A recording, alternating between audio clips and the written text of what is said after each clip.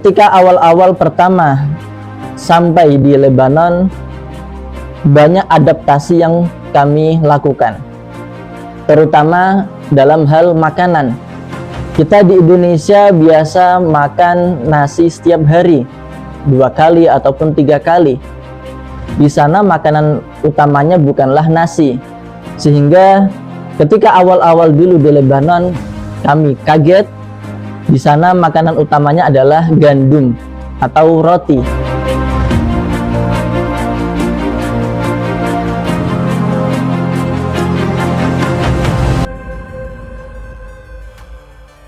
Muhammad Cyril Wafa atau dikenal sebagai Gus Wafa. Beliau merupakan alumni dari Madrasah Raudhatul Ulum. Kemudian belajar di pesantren Syahemah selama 2 tahun di Jakarta, sekaligus menjadi jembatan untuk kuliah di Lebanon. Alhamdulillah, saya dulu mendapat kesempatan beasiswa belajar di Global University Beirut, Lebanon. Di sana kita diajarkan fiqih, hadis, tafsir, aqidah, nahwu, dan sharaf. Ini salah satu kitab yang diajarkan di Global University Beirut, Lebanon. Kitab ini namanya Umdatur Raghib fi Mukhtasari Bughyatit Talib. Kitab ini merupakan karangan ulama besar Lebanon yang bernama Syekh Abdullah Al-Harari Al-Habashi. Kitab ini merupakan kitab rujukan, kitab pedoman, kitab utama yang diajarkan di Global University Lebanon. Para mahasiswa di Lebanon selama 5 tahun tidak pernah pulang ke negara mereka. Ini menjadi salah satu ujian yang dihadapi mahasiswa, karena untuk mencapai kesuksesan pasti ada pengorbanan dan perjuangan. Walaupun tidak bertemu keluarga, tidak bertemu orang tua, tetapi kita di sana merasa happy. Karena ketika kita merantau, kuliah ke luar negeri, meninggalkan keluarga, kita akan mendapatkan keluarga baru. Kita mendapatkan teman baru. Alhamdulillah, di sana kita saling belajar, mengenal satu sama lain, mengenal tradisi dari berbagai negara yang berbeda. Bagaimana perayaan Maulid Nabi di Afrika, perayaan Maulid Nabi di Amerika, dan lain sebagainya. Imam Syafi'i, beliau pernah berkata di dalam sebuah syair beliau, "Safir tajid 'iwadan 'amman tufariquhu, wansab fa inna ladzizal 'aishi fin nasabi." Merantaulah, tinggalkanlah keluargamu, niscaya kamu dapatkan keluarga baru, kamu peroleh teman baru. Bekerja keraslah, berjuanglah, karena sesungguhnya kesuksesan dan kemuliaan akan diraih dengan perjuangan dan pengorbanan.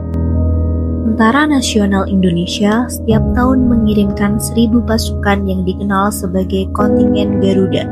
Mereka dikirimkan ke Lebanon untuk menjaga perdamaian. Kontingen Garuda, pasukan perdamaian, mereka disebut dengan UNIFIL. Alhamdulillah, kami para mahasiswa di sana dulu sering berkunjung ke markas tentara UNIFIL. Ketika liburan kuliah, kami biasa berkunjung ke markas tentara. Tempat kampus kami itu ada di Beirut, Lebanon, di ibu kota. Sedangkan markas tentara itu ada di perbatasan. Kami biasa perjalanan naik mobil sekitar 2 atau 3 jam. Alhamdulillah, dengan adanya pasukan kontingen Garuda di Lebanon, kami banyak teman, relasi dari kalangan tentara. Kami bisa mengenal bagaimana kehidupan tentara, perjuangan tentara, bagaimana mereka bertugas 1 tahun meninggalkan keluarganya, meninggalkan istrinya, meninggalkan anak-anaknya. Dan biasanya ketika ada momen-momen peringatan hari besar Islam, ketika hari raya Idul Fitri, hari raya Idul Adha, teman-teman mahasiswa mendapatkan amanah, diminta untuk menjadi khatib, mengisi khutbah Idul Fitri dan khutbah Idul Adha di markas TNI, markas Indobat, Indonesia Batalion. Allahu Akbar, Allahu Akbar, Allahu Akbar, Allahu Akbar, Allahu Akbar, Allahu Akbar kabiran walhamdulillahi katsira wa subhanallahi bukratan wa asila. Ramadan kita diajarkan tentang persatuan dan kebersamaan. Ketika azan maghrib berkumandang, kita semua berbuka bersama. Salah satu dari tujuan puasa di bulan Ramadan adalah mengajarkan kita tentang sabar. Sabar dalam 3 permasalahan. Ketika mahasiswa telah selesai studi di Lebanon, ada program pengabdian selama 1 tahun. Saya pulang dari Lebanon tahun 2023. Ketika itu saya mendapat tugas pengabdian di Jonggol, Bogor, Jawa Barat. Saya mengajar di pesantren pesantren Muhammad Khatamul Anbiya wal Mursalin di Desa Singajaya, Kecamatan Jonggol, Kabupaten Bogor selama 1 tahun. Kemudian setelah itu tahun 2024 saya kembali ke kampung halaman untuk berbagi ilmu, menyebarkan ilmu yang telah saya pelajari di kampung halaman Pati, Jawa Tengah. Alhamdulillah, kesibukan saya sekarang yang pertama mengajar di Pondok Pesantren Mambaus Sa'adah. Ini merupakan pesantren peninggalan dari kakek saya, Simbah Kiai Haji Ahmad Fadil. Kemudian selain di pesantren sendiri, juga mengajar di Madrasah Silahul Ulum. Kemudian juga mengajar di pesantren Syahamah Raudhatul Quran Margoyoso.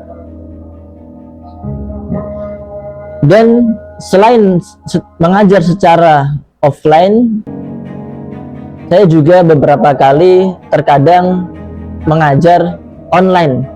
Jadi yang offline kita ajarkan, yang online juga kita ajarkan.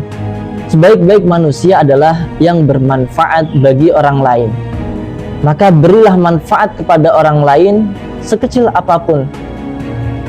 Sesungguhnya langkah yang besar itu dimulai dari langkah yang kecil. Kita ajarkan kepada orang-orang ilmu agama.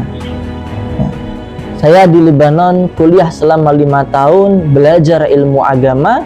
Maka tugas saya ketika sudah kembali ke tanah air tercinta, negara Indonesia, maka saya ingin mengajarkan apa yang telah saya pelajari di Lebanon, ilmu agama, kepada masyarakat, kepada para santri, kepada para murid. Ilmu agama yang mana Syekh Abdullah Al-Harari, beliau mengatakan, talabul mazidi min ilmi dini alamatul falahi lisyakhsi. Ketika seseorang mencari tambahan ilmu agama, maka itu adalah tanda keberuntungan baginya.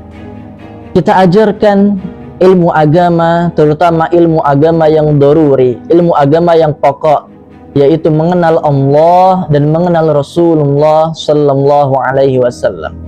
Kita mengenal Allah bukan dengan membayangkan, kita mengenal Allah dengan meyakini bahwa Allah ada, tidak serupa dengan makhluknya. Allah ada, tidak butuh kepada tempat, tidak butuh kepada arah.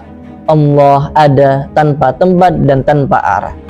Kita juga belajar mengenal Rasulullah Sallallahu Alaihi Wasallam, bahwa beliau adalah manusia utusan Allah kepada seluruh makhluk, penutup para nabi, pemimpin para rasul, sallallahu alaihi wa ala kulli rasulin arsalah.